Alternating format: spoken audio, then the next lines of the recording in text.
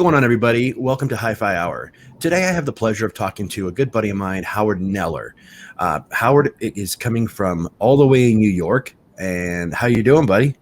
I'm doing good, and you can hear, I live in Manhattan, so you can hear the noise outside and the trucks and the ambulances and stuff like that. I'm doing great, thank you. I'll tell you what, I haven't been to New York since I was just a little kid. So to me, I'm sure it's changed quite a bit since I've been there. But all I remember is looking up, and I couldn't see the sky because there was the buildings were so tall, you know. So it was really a crazy experience for me. But how long have you been in New York? Been in New York ever since I got out of school, maybe like 30 years ago. And the changing of the city, the skyscraper, the skyline, and the changing facade of the city over the years is just something to behold. Right now, I'm kind of enamored by the ultra talls that are on Central Park South. Some of the largest, I think they just put up the largest residential building in the world there. And they're just, from a technological perspective, they're something to behold. They're very thin and they're extremely tall. Wow. Yeah. I definitely need to go for a visit for sure. Because there's a lot of audiophiles that are very prominent that live in New York. I'm sure you run into Mr. Gutenberg every once in a while, right? I see him at events and stuff, and Miles Astor lives down the block, so I'm over there sometimes. That's awesome. That's awesome. So what is your background? For the people that don't know Howard, I mean, I've known Howard online for quite some time, and I know a lot of people have a lot of, mutual respect for Howard. Howard, how did you come about with the whole hi-fi thing? When did you get your start, and where are you at today? Well, maybe over 15 years ago, a friend of mine in Canada who builds his own gear, very technologically savvy, got involved with the Soundstage network. And he was doing a lot of cool stuff with them, and I wanted to get involved. Mm-hmm. And he was getting a lot of great gear, and he was able to learn a lot of things, and there was always good stuff coming in and out of his place. So I was like, oh, that seems really interesting. So he said, send an email to his editor and introduce myself. And I did. And the editor got back to me and asked me to write a review on something that I owned, which at that point was a Halcro amplifier. I just picked something. And to show how old I am back in the day. And he said, look, if we like what you do, we will give you a contract and we'll pay you. And if we don't like what you do, we'll pay you for that one review. And then we'll give you gear to review from then on. So that was like a test. So I'm a lawyer by trade. I can write. So they liked it. And then I just progressed from that point on. Awesome. And you definitely have progressed, because I'm looking right over your shoulder and I see quite the system behind you. Do you want to go ahead and give everybody a brief tour of your system and what you got involved? Yeah, I'll get out of the way a little bit because I think people would probably rather see my system rather than me. So it's quite a complicated system. And one thing I've learned over time is that the most simplest circuit is not necessarily the best sounding. That's not to say that you're going to go out and build the most complex circuit in the world that it's going to sound good. But just because a circuit is complex does not mean it won't sound pure and beautiful. So again, I got quite of a complex system. I have Esoteric Electronics, and I've been over there and I visited with the folks over at the factory, and I've been in the sound laboratory, and it's really a great trip for anybody who has a chance to do that. So I have my digital stack here with a combination DAC and CD player and rubidium clock and power supply on there. And then I have the 2-box preamp for Esoteric, and I have their stereo amplifier on the floor because amps like the floor because they're so heavy. As far as speakers go, I have the YG Acoustics Keypode Signature 2 with active bass modules. And I have JL Audio subwoofers, I think the F212s. 213s rather, and I have the JL Audio external crossover, analog crossover, integrating those. It's a full range crossover, and I have a lot of accessory products from companies like Synergistic Research. I don't call them accessories actually, because cables, you need them for your system to work. But I have Synergistic Research Galileo SX cables and interconnects, speaker cables and interconnects.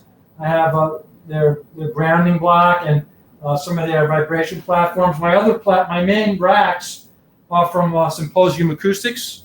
Mm-hmm. And so I have some Symposium platforms. I have some room treatments at the points of first reflection. I have some, what's the company? Escapes me right now. I'll get back to that in a second. And I have a lot of synergistic room treatments in the room also. They're Schumann frequency resonator, some stuff on the walls. I pulled down my screen, my home theater screen, only because the light was coming in the back. It wasn't working for us on the video. So I pulled the screen down. I don't typically, when I'm listening to music, I don't typically have the screen down. In between servers right now, I'm just about to put in the new Blue Sound node, which I have on the floor over there, just as a placeholder for a couple of weeks until I get another server. And my turntable, I have a vintage turntable, a Philips turntable, which is being restored. And so there's a lot of other stuff. I can go on forever. I have Synergistic Research power conditioner, Galileo SX power conditioner, but that's the basics of what's going on with the system. There's a lot going on there, and with a lot of cables and a lot of stuff. That's a whole lot of system for sure. And I know in New York, for the most part, I guess I could be assuming, but in New York, the apartments and condos and stuff they're not very big. So is that something you're facing? Is that a problem you were facing? You're like, okay, I don't have a lot of width to play here, or do you have a nice, big, huge apartment? Because obviously I can't tell from the video how long the apartment is, but is that something a lot of people face out there in New York? Is when they're doing their hi-fi? People do. I mean, yeah, I have a small apartment, so I would love to have more scale, more physical scale in here. It would work wonders with the system, produce a much larger sound field, and do some other stuff, which would be fantastic. But I'm lucky in a way. I used to live on the top floor, and I had no one around me except up in just underneath was the only person, and it was the top floor. But here, I only have somebody above me and below me. I have nobody around the apartment on the sides, because I live in a corner apartment. So on one side is my apartment, is my bedroom rather. On the other side is air into the street. Gotcha. It just happens to be a very good sounding room. Everyone who comes over remarks about that. It's just, you really can't see it, but there's a base-shaped window in the back which breaks up standing waves. And when the blinds are drawn, they create some diffusion. So that's a problem in New York City, bothering people and getting enough physical scale. If you want that, you don't have to have that. You can have a small system. It'd be very nice.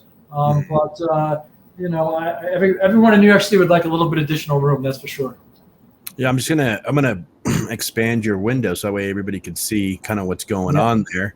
Yeah, and I'll get out of the way here a little bit. But so the topic of discussion today is definitely going to be subwoofers, and it seems that you have two amazing subwoofers on each end of your system.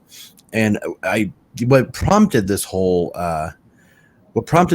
thing was something, an article you wrote that I read online, and I'm like, okay, I gotta sit down with Howard, and we gotta hash out some subwoofer stuff. Now, are you going back in time? Let's talk to vintage era, because vintage is still very relevant today. And a lot of people, explore the used market and want, nice vintage pieces. Subwoofers weren't really so prevalent back in the 60s and 70s and stuff like that. When do you feel subwoofers started to really make their way into the high-end audio or just hi-fi market in general? Well, I think, part of it has to do with the development of amplification technology. Mm-hmm. And when amplifiers became, reasonably efficient and small, compact, and reliable, I think that was a big boost to the subwoofers. That was one big boost. So, and not to mention, I think back in the day they used to build these humongous towers with like 12-inch woofers, 15-inch woofers. So I could see I guess that people didn't really need a subwoofer way back when in the 70s and 60s and stuff like that. But also, yeah. Today now, I think personally, and I think you might share my view on this, I think it's absolutely necessary to really get those low frequencies, because a lot of music, obviously movies, but some music really gets really low, and a lot of people say, man, you're not going to hear anything less than 20 hertz, 15 hertz maybe, but I don't know. Some songs have been pretty low in my system. What do you think? Right. Well, it's a little more complicated than just getting low frequencies. I'll explain that in a second, but you're pointing to the 15-inch woofers. Just think about the type of energy, the power you needed, the kind of watts you needed to drive those 15-inch drivers. And with tubes, that really wasn't very practical. And I think as things moved over to transistors and solid state and amplification technology matured a little bit more, I think that's when, the subwoofers kind of took off. So, subwoofers are very interesting to me and to a lot of people. And when you asked me to speak about them, it's like, oh, that's good, because that's a good topic, And so, we can get into like what is a subwoofer, but to skip ahead a little bit, like for now, we can come back to that. Getting low bass extension is not, for me, the reason why I have my subwoofers in my system. There's trade-offs to getting subwoofers. There are people who, with a lot of merit, state that you really can't have a true high-end audiophile system without subwoofers. There's a lot of merit to that. I don't think it's completely true. I think you can have a very high-quality system without subwoofers, but there's merit to that to a large extent. So one of the biggest myths, I see this, I was talking with someone online the other day, and he's saying that he didn't need a subwoofer because he has, 12-inch woofers in his speaker, and he has all the bass he needs. And I'm trying to explain to him, it's not the reason why you get subwoofers. Okay, so for a speaker to produce the low frequency sounds, the ultra low frequency sounds under 20 hertz that are felt as much as or more than they're heard, that is extremely resource intensive. Puts a lot of strain on the speaker. Speaker's working very hard. When you use an external crossover, either in the subwoofer or another a crossover, either in the subwoofer or externally, to prevent cut that obligation off from the speakers to create those very, very, very low end sounds, your speaker works much more easily. And everything that you like about your speaker will be much better. Do you like your soundstage on your speakers? Did you buy your speakers because you like the way they soundstage? They will soundstage much better after you get subwoofers. Distortion in the mid-range and throughout the spectrum, frequency spectrum, will dramatically increase once you put subwoofers in your system. And you take away the obligation of your speakers to do the dirty work of creating those resource-intensive, ultra-low frequencies. You listen to live music, right? Not live, but live recordings. Sure. The whole aura of being able to tell the stadium venue, the room venue, the recording studio venue will be much more discernible once you have subwoofers in your system. So, yes, there is an element, a very large element of getting deeper bass. But for me personally, that's not why I have my subwoofers. Now, just stop me if I start to ramble here, but, they say music lives in the mid-range, okay? So unless you're really into, some kind of organ or contrabassoon, and music is very heavy in those type of instruments, you might not necessarily need a subwoofer to go down. You might not just need it that often. But it does make a difference as far as low frequencies, as well as improving everything else in the spectrum that you like about your speakers and other characteristics of your speakers. Remember, I was over visiting Alon Wolf over in the Madrigal's listening room in California, and he's sitting with Alon, and he puts on his speaker. I can't remember what speaker he was playing, and he said, "What do you think about the bass?" And I said, "Yeah, it's good. It's good." And he looked at me and he said, "You're not raving." And he's like, "Wait a minute." He goes, "You live in this, because if I recall, you have subs at home, don't you?" And I'm like, "Yes." He's like, "Ah." So he picks up the phone and he has his two guys bring in like his Q sub, which is like, 550 pounds, 8,000 watts, or something like that. They had to bring in these winches and lift it in, and and it's just, and so he put that into the system, and boy, with that kind of low frequency thrust, it changed the game in there. It really did. It sounded great before, but so I guess what I'm trying to say is there's really two aspects. There's the low frequency extension and clarity, which you will get by adding a good subwoofer. And finding a good subwoofer is not as easy as you might think it would be. And there's the ability to have your speaker work a lot easier and just do a much better job on everything else outside of the lower frequencies. So if I gather correctly, it basically just you want it to create a more full range immersive experience, correct? I want my speakers to work better than they were working on their own without the subwoofers. So what made you settle on the JL audios, and they are 12s, right? 13 inches, I think. 13 inch. Okay. So what made you settle on those in particular? And were there others that you were kind of looking at? Did you shop around a lot, or did you have your heart set on those? Yeah, I mean, I'm not looking to push any one particular brand. Mm-hmm. I do like the JL. I like the JL because JL, I used to listen to a lot more home theater, and that's now shifted into my other system in my other room. Mm-hmm. And with the home theater, JL has the detail and the excellent, very, very good sound, clear sound on bass, and very precise sound.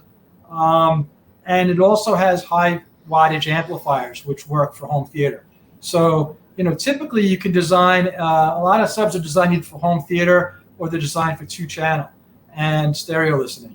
And not many are really designed very well for both. And JL is one of those, I believe, that do a very, very good job on both. If you're talking about a company, and again, I'm not pushing any particular company, but if you're talking about a company that just focuses more, I believe, on 2-channel music, is a company like Rel, whose subs don't typically, I'm not that familiar with the whole product line, but the average Rel subwoofer that I see doesn't have a huge high power amplifier.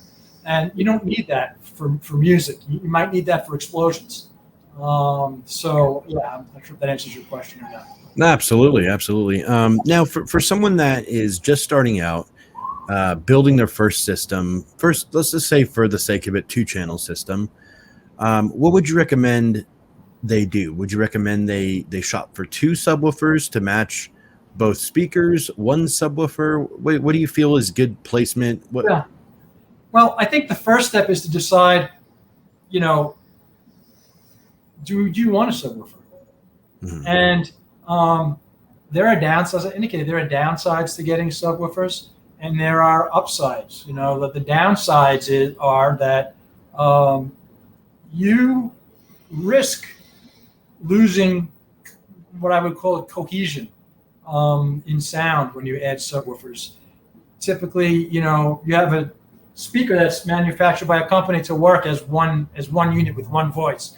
And when you start adding external transducers to that speaker, you risk having your sound come as though it was produced by one single source. And that's, very rare where you could really eliminate completely that phenomenon. And you try to minimize it. And I have the JL CR1 crossover, external crossover, which has a lot of great controls, which help you to kind of, it's a very more precise tool than the tools you'll find on the subwoofer, on the panel of the subwoofer, as far as, phase and gain and crossover frequency and things of that nature. Very finely stepped, very precise instrument. Makes your work of integrating the sub in much better, and it has a lot of connectivity options. But getting back to what I was saying, and for a reviewer like me, the connectivity options are always, so you have to decide, what do you want? Do you want to have a full cohesion, that your transducer, your speaker really seems like it's coming from one source, or do you want to try to minimize the effect of a little bit less cohesion? How important is positioning? I noticed that you have your subwoofers on the outside rather than the inside of your speaker. Do you recommend people do that, or is that just personal preference? Yeah, I mean, look, I'm limited here, as a lot of people are, where I can put my subwoofers. So I think as you a lot of times the subwoofers work great right near the listening position also, actually, but I wasn't about to do that here. And maybe one day I'll fool around with that. But no, I think it's really, there's no one place to put your subwoofer. You got to do the work. You got to, get on the floor. You got to put the sub, now I did this a while back, but I really haven't. These are basically where they're going, and that's it. And they're going to go either to the left or the right of the speaker, which is generally a fairly good place for them. But you have to basically, one good way to do it is to put your sub in your listening position, actually, and then just turn off your stereo, turn off your main speaker, and just produce the bass, and then crawl around on the floor and find the place where the low frequencies sound the clearest and the most articulate, and that's where you want to put it. I would note that you generally want to try to keep them, and here I'm only partially successful. You generally want to keep them away from a wall, particularly away from a corner. When you have a boundary effect, when you go near a wall, you have a boundary effect, and when you have, it's called a boundary effect, SBIR, and speaker boundary interference response or something like that. It's probably not exactly right, but if you go into a corner, you have multiple boundary effects, and the boundary effect will increase the amount of bass that you have, or perceived bass that you will have, but there's no free lunch, and that bass may not be the most high quality bass, and it may vary from around the room. So, but the bottom line is you want to have to go around the room and find the spot where that works the best. Okay.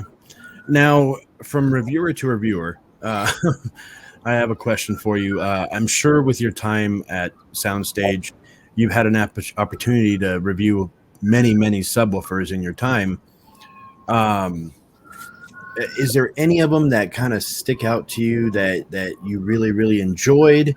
Because I know you've been doing this for quite some time, and how did you feel? Like, how do you really test a subwoofer when you're doing reviews? Well,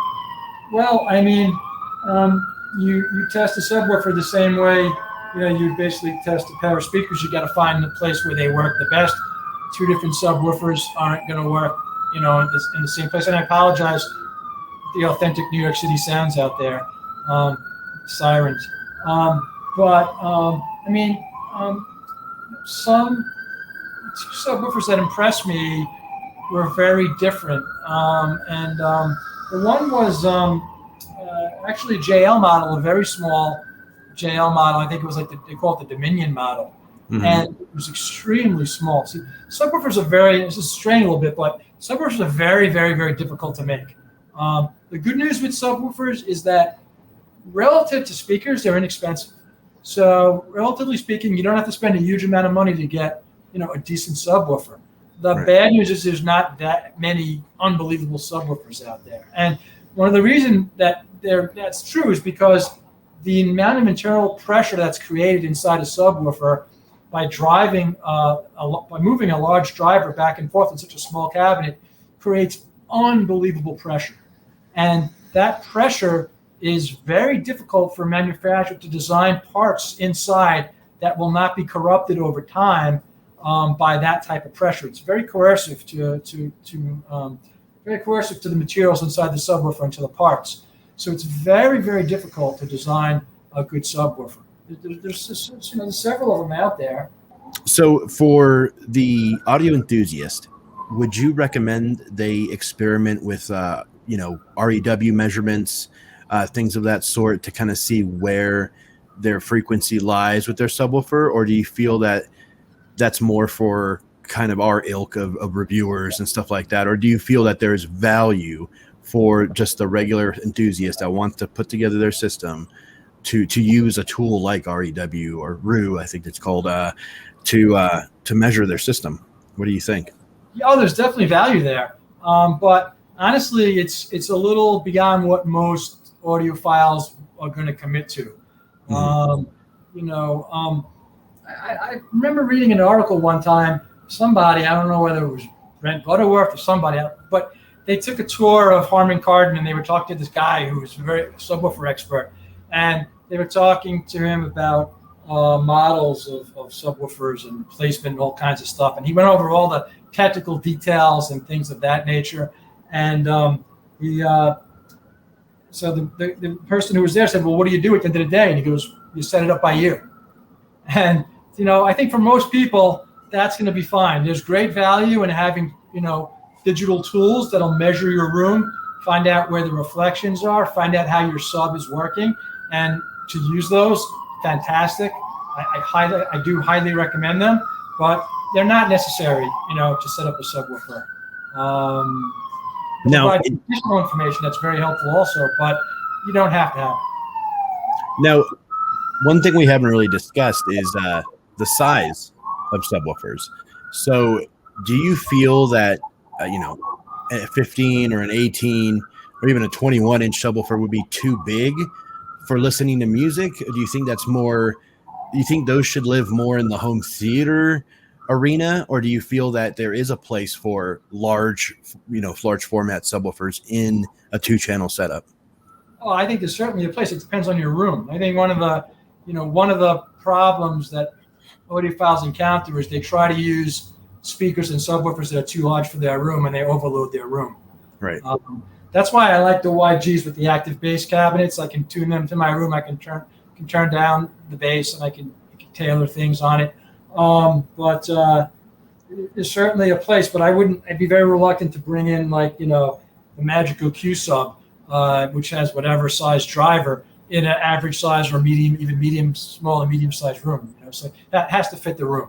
But right. Certainly, I don't think the size of, and a related issue also is whether a larger woofer is slower than a smaller woofer, than several smaller woofers or subwoofers. And I'm not really sure the answer to that question.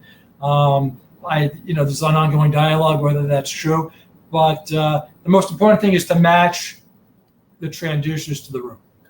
Now, I would consider you a serious audiophile, and more often than not, if you ask, the average audiophile about, if you even say the word subwoofer, they'll nail you to the wall because they feel that it's not necessary in a 2-channel system. But I think that's just dependent on what type of music you're listening to. That's something you brought up earlier. The music is very important.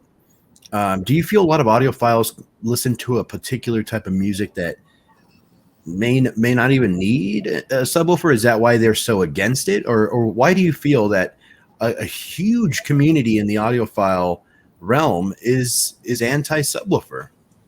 Yeah, it's a good question. I think audiophiles listen to a wide variety of music, wider than people I know listen to stuff that I just never even think of. And, you always hear these things about audiophiles being more concerned with the gear than the music. And 99% of the time, more than 99% of the time, I found that not to be true, in that every audiophile I know, my friends, they know so much about music.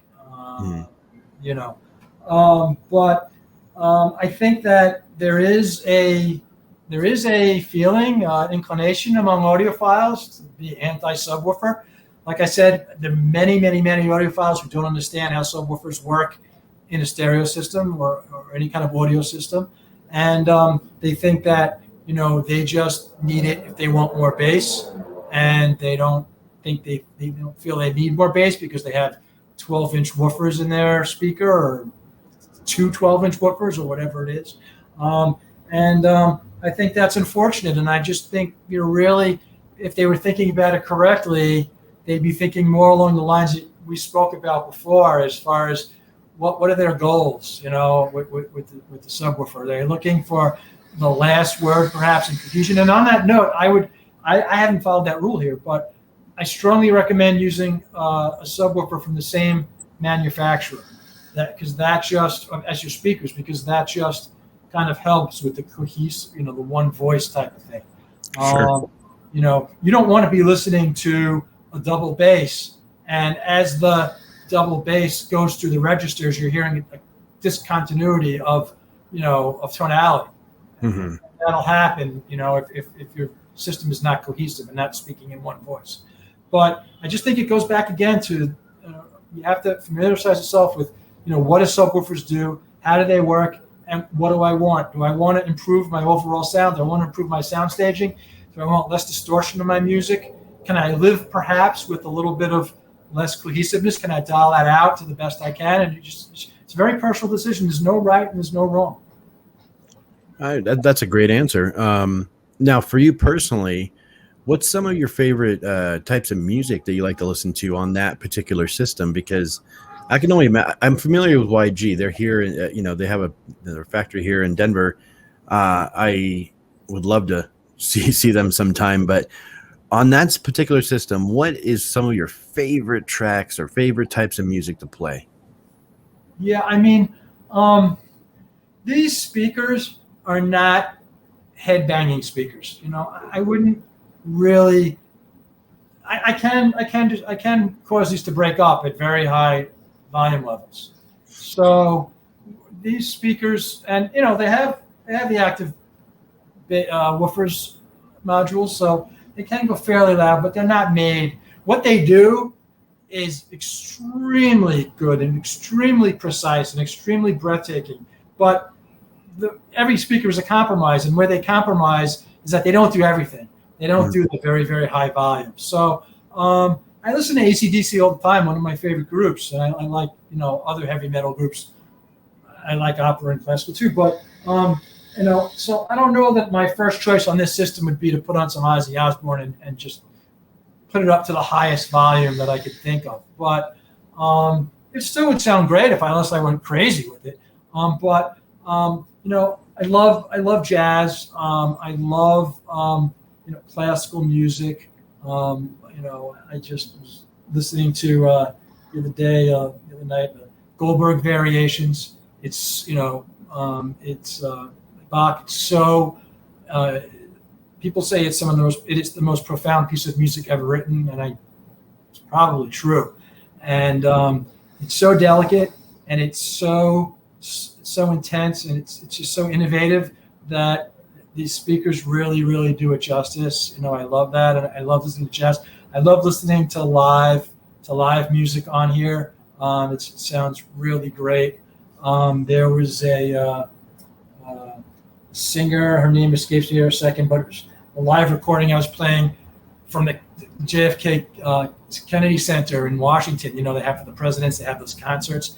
Mm-hmm. And this is the only person in the world that I've ever heard do a Love Reign Over Me by The Who, in a way that, just is not laughable, because no one could match Roger Daltrey.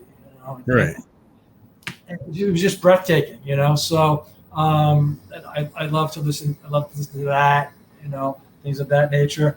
I love the 70s music. Again, this system really excels at live recording. So I play a lot of the concerts that I went to when I was a kid. I have the recordings. So I have maybe several hundred bootleg recordings of Yes concerts, including many of the concerts I went to in the 70s. Mm-hmm. And when I used to really be into it, and I still am, so I went to several nights of the tour, and I can play the different nights and that I know I went to. I have the concert stubs. I know what nights I went to. So that's always fun. And now that we have streaming, it's just you put it on and you just sit there and you go on a journey.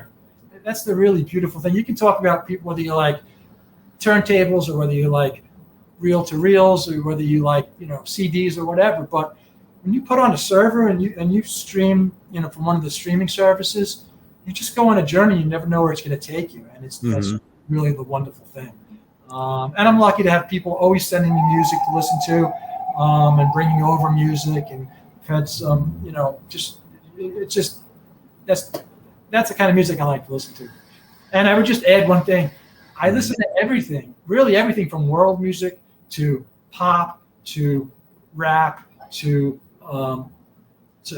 lieder and opera. Opera can be a little bit too theatrical for me, so I sometimes prefer lieder. To classical music, to chamber music, but I never ever, and I'm sorry to offend anybody, never listen to country and western music. Gotcha. Maybe my dad likes it. I don't know. But it didn't offend me. I don't listen to country. Well, I mean, I can appreciate some country songs like Chris Jones, things like that, but that's not really country. That's not like twangy country, but well, the thing also you got to remember is that now the country fools you because it's kind of morphed into a kind of pop country kind of thing. Right. So you're in the car and it's on the radio and you're like, okay, what is this? And after it takes you like 40 seconds to realize, hey, this is country music, Anyway. One thing I've noticed as time has passed, when I was young, I worked, actually when I was really young, 18, I worked for Circuit City, and that's kind of where I got my first retail experience in the audio industry, and I was in the audio department. Just from seeing the technology back then, and this was, a long time ago, and where it's at now. So from like the year 2001 till now, 20 years later, do you feel there's been a huge just development in technology, or do you feel that people still want to kind of maintain those old school ways of doing things when it comes to amplification, when it comes to speaker building, when it comes to manufacturing? How do you feel it's changed over the years? Yeah, I mean, that's a super interesting question, because I have strong feelings on both sides. It's not really an answer, but I have strong feelings on both sides of the coin. Technology, one constant in our world is that technology improves over time, inevitably. It really can't be stopped. And the gear that we have now is so much better in so many ways: reliability, efficiency, even size, they have big components here and stuff.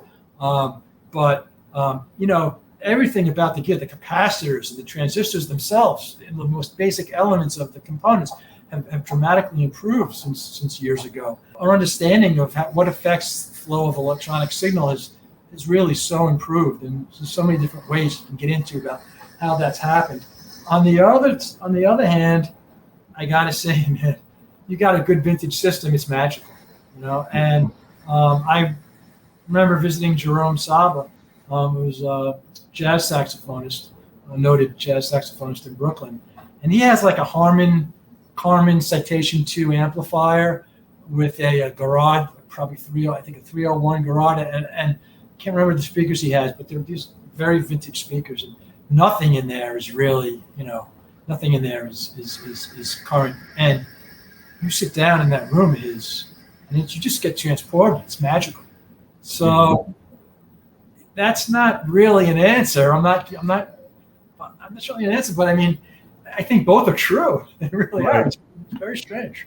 I kind of think that with the new streaming craze, I think that is what is kind of separating the things of the past, the things of the future. Now, me personally, I'm a CD fanatic. I love CDs. I'm actually going to be reviewing my very first turntable here in a few weeks. I'm going to be reviewing a turntable, and I'm excited because I do have some nice records, some older records, and I want to see how it compares to my pleasure of listening to a CD. But ever since I discovered Tidal, and I discovered, I have a Blue Sound Node 2i, where I think I use that more often than not when I'm doing my reviews. But I mean, I also, throw in a CD in my Premiere or whatnot. Man, it's the CD and the streaming is very close, I think, in quality, but the convenience. You literally have in the palm of your hand, you have hundreds of thousands of opportunities to listen to brand new music.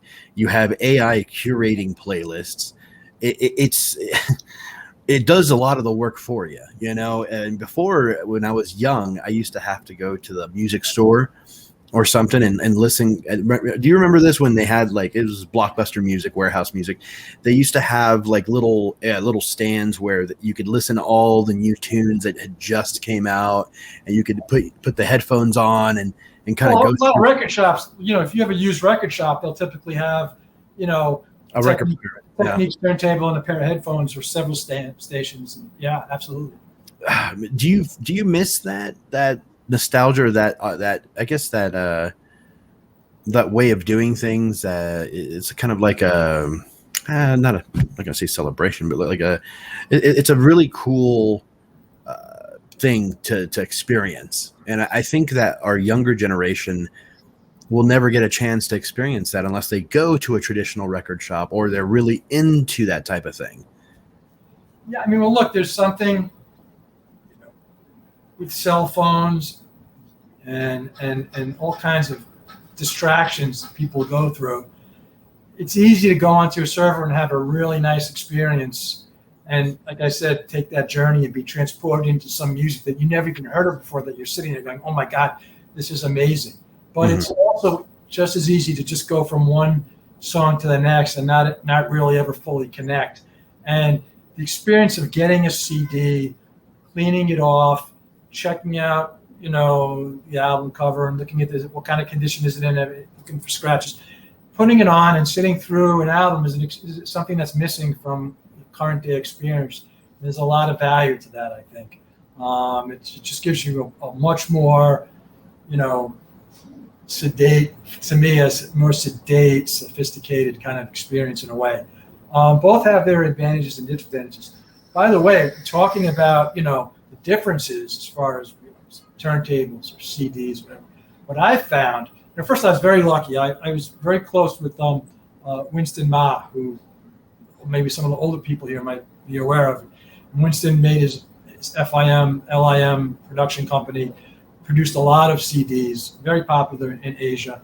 And he shared with me several of his direct to master CDs, which just sound, phenomenal, just really incredible. And those are just very special. I listen to those a lot still. But also what I find is, believe it or not, what I find is part of the sweet spot are needle drops from records and turntables that are recorded onto CDs. I find that you kind of get the best of both worlds. You get that kind of mid-bass bump of a turntable that makes it very pleasing and satisfying. There's other aspects that I really like about turntables. I think the top end on a turntable, top end frequencies can just be, in a well set up cartridge, can just be astonishingly good. But I think that when you have these needle drop CDs, I'm just finding that you're getting a lot of the qualities you like about a CD with a lot of the qualities you like about the turntable. And people should give that a try. Yeah, I'll have to check that out myself. That sounds really good. You'll have to send me some links. I'll do better than that. I'll send you some CDs. Oh, heck yeah. That's even better. Only ones that have copyright, no copyright trademark problems. So what's next in line for you? Is there anything you're going to be reviewing soon that you are excited to talk about, or you got to keep it hush hush, or? Well, I've been writing for Soundstage for 15 years. I do have another review coming out. I think it's on the 15th of September on the Hemingway cables. Hemingway cables are this brand of I've never heard of before. A friend told me about it from South Korea. And they started their main business. 70% of their business is in they make systems that are used for like cable TV companies and for like Easy Pass systems and things like that. They became very knowledgeable about the management of electronic fields that degrade performance, EMI fields and things like that, radio frequency interference, RFI, stuff like that. So they went into the cable business, and this is a very, very, very expensive, can be expensive cable. I think Hemingway cables go from like anywhere from $2,600 to $18,000 a pop. Wow. But I'm not going to give away too much, but they have a very, very, very sophisticated technology that is very different than anything that's out there. Right. So I have that coming out. I'm also writing for Sound and Vision, and I have right over here. I have the Evo, different product. I like writing for Sound and Vision because I'm doing some mid-level stuff. So I've been doing a lot of one-box players and streaming DACs and stuff. So I'm writing for up the Evo 150 streaming DAC, integrated amplifier and a streamer, a headphone input, output, and all that kind of stuff. So that's coming up. And then just have a lot of gear that people are sending me to try to get my take on and to post on my social media. If I can plug it real quick, if that's okay. Sure. Thanks. My main link would be on Instagram or on Facebook, but most of my photos are on Instagram. And I like taking pictures at Howard Kneller, HowardKneller. So just looking over here, Reverse is another company from South Korea. This is called a digital bridge, and it'll take a variety of connections and the input and a variety of digital connections on the output. And I have to really investigate what it really does more, because a lot of what's written about it is in Korean, and there's not a lot on the web right now in English that for me to really sink my teeth into. I think the distributor sent me something this morning that I haven't looked at, but they just put together. They also have, let's see, just to grab a few things here. Got the new node from Blue Sound, so I'll be putting that on my system as a placeholder for my new server when that comes in. I got Synergistic Research has sent me their new Ethernet switch, very heavy.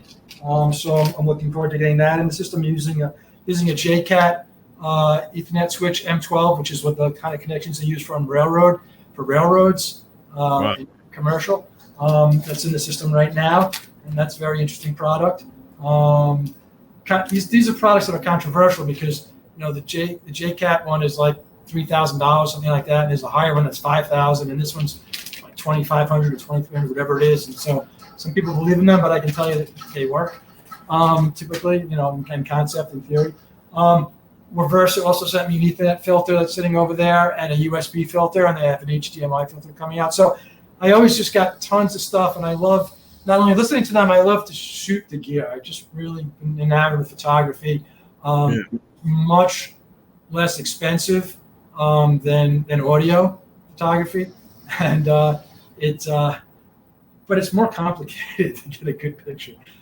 For me, at least. I think you're pretty good at it yourself. Well, I'm a photographer by trade, and I found that it's all about lighting. It's all about lighting. So sometimes I'll be looking at a piece of gear that I have, and the sun will be hitting it just right from the window, and I'm like, I run and grab my camera, and I'm like, okay, let me see if this will come out the way I'm seeing it right now, So that's also something there's tons of hobbies I think that audio enthusiasts enjoy as well as audio, and I find that there's actually a group on Facebook for audio and photography that somebody started that I'm a part of. I'll have to shoot you an invite because it kind of goes over both hobbies in a very digestible way.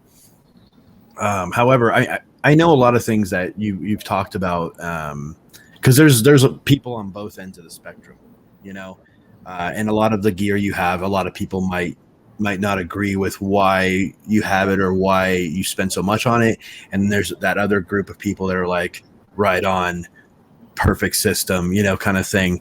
So, and that's with any hobby, and that's with anything, there's always politics with everything. And I think in the grand scheme of things, I think you and I have seen a lot of, you more so than me. I'm a rookie in this racket, but I have seen a lot of negativity, but at the same time, I do see a lot of positivity, so it kind of balances itself out, because there's a lot of people that don't agree with what I say or what I do or how I do it, or even down to like the music in the background when I'm making my videos. It's like, come on, give me a break.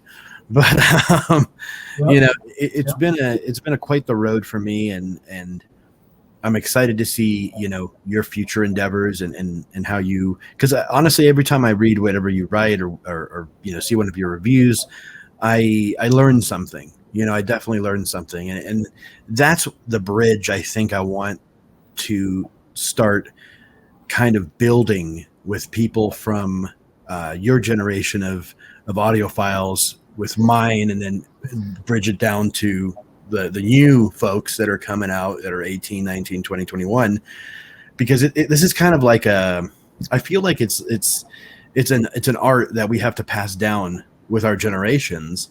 Otherwise it's going to get lost in translation, and everybody's going to be listening to those damn AirPods, and they're going to forget about true audio and enjoying their experience. Don't you think? Yeah. I mean, look, just to take a step back for a second, I think just first, you're a much better photographer than you give yourself credit for. I really like your stuff, and I think the animosity and the politics and stuff is just, I think, a continued reflection of what's going on, basically, more broadly, but multiplied by the fact that audiophiles can be very finicky and a bunch who are not open to new things, and sometimes just jump the gun a little too quickly to make assumptions and things of that nature. And it's not good to be in any one extremist view. And I think the reality is that,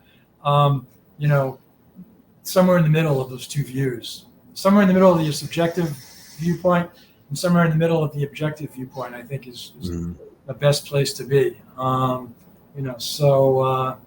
I know what you're saying, when you say about people disagreeing with even the music, you're never going to please everybody, and that's just right. What it is, Right. Well, yeah. I hope people can take what we do with a grain of salt. I'm excited to kind of join your group of review ship. I'm excited about this new opportunity with StereoNet, and I think that I'm ready for it. But at the same time, I'm nervous because now this is it kind of started hitting me yesterday, because everything went down a couple of days ago. And yesterday I kind of sat down and I was starting to think about it, and I started to get nervous. And I'm like, what if I'm not good enough? Or what if people don't like what I have to say? What if they don't like what I have to say? Kind of like what you told me about your first experience with Soundstage. You were like, okay, this is your chance. And I have my chance article, that I'm currently writing, and I'm like, man, I gotta nail this, because if I don't nail it, that could be the end of that, Well, I mean, you and I were talking about this a little bit before we started, and I congratulated you, and I do again. I think it's great. Like I said before, at first I thought, oh no, Mike's not doing audio architects anymore. But you explained to me that you're still going to be pursuing that at the same time. So I'm really happy about that, and really glad for you, and glad to hear that. But, from my perspective, you have a lot less risk of not being successful. You have a higher probability of being successful than almost anybody, because you're out there already. You're doing it already. Mm-hmm. So it's not, you've proven that you can do it. Now you just got to translate it a little bit more into words. But you've written many articles also. So I don't see it as that different really than what you've been doing before, and I'm sure you'll be great at it. Awesome. Thank you very much. Like I said, you've been doing this for quite some time, and you're definitely one of the main influencers when it comes to, when people are trying to make a smart purchase. You're one of those people that people definitely should be considering their opinion, because you've had a chance to play with a lot of stuff over the years. You kind of have a greater grasp than a lot of us, newer, YouTube reviewers, where we're kind of like just discovering it for the first time. and you've been at this, on that yellow pad and pen and paper for a long time. So, but it's more than that. Let me give you a word of advice that I hope you'll take with you to Sure. further your success. You can't review from your apartment. Mm-hmm. You just can't do that. You got a lot of reviewers. They get in a piece of gear once a month, once a quarter, once every 4 months, and you can't keep up with what's going on out there with the products. You gotta travel around. You gotta visit. Man, I've traveled the world. I love going. I go to audio cafes. I go to record stores. I see what's going on out there. I go to manufacturers. I've done factory tours. I've gone to so many manufacturers' listening rooms.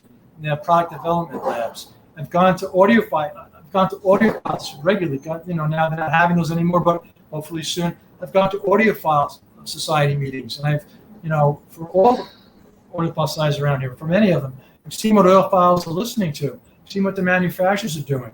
I've gone to dealers. I've gone to dealers all over the world. And if you really, really want to be successful, and you really want to have something to say, and you really want to have an opinion that's worth listening to, you got to get out of your house and you got to see what's out there, because they're never going to send you as much gear coming in and out of your house as you could see when you just go to a dealer and listen to 6 or 7 different things in an afternoon, or go to a manufacturer and hear their whole line or 4 or 5 different components. So that's my recommendation, and I'm sure you'll be great at it. Thank you very much. I appreciate it. I am actually part of I think they just started now doing in-person group meetings again, but I am part of the Colorado Audio Society. And yeah, I'm happy with that. And I'm excited to go to Rocky Mountain Audio Fest in a couple months, because that's another great opportunity to kind of hear some new stuff and talk to new people and everything. So, also, that's the best thing about the hobby is the people, not the gear. So exactly. You get to meet the people going out there, and as the world hopefully continues to open up, you'll meet the people, and that's the real. For sure. All right, buddy. Well, thank you so much for being on the show. I definitely value your opinions and your take on everything. I think now people have a better grasp of subwoofers for 2-channel listening and even for home theater. It was a pleasure and an honor to have you on. I really, really enjoyed it. And I hope we get to do this more often. And I hope we get to chat more often, because it's always good to learn from someone that has been, on the ground doing it and has seen it, has probably seen it all. So yeah, I appreciate it. Hope we did the subject justice, and I enjoyed it myself immensely. Thank you. All right, guys. So go ahead and check out in the description below everything there is on Howard Kneller. You can check out all his links, all his social links. Everything's going to be in the description below. If you enjoyed the show, go ahead and smash that like button and consider subscribing to the channel, because that definitely helps me out. We'll see you next time.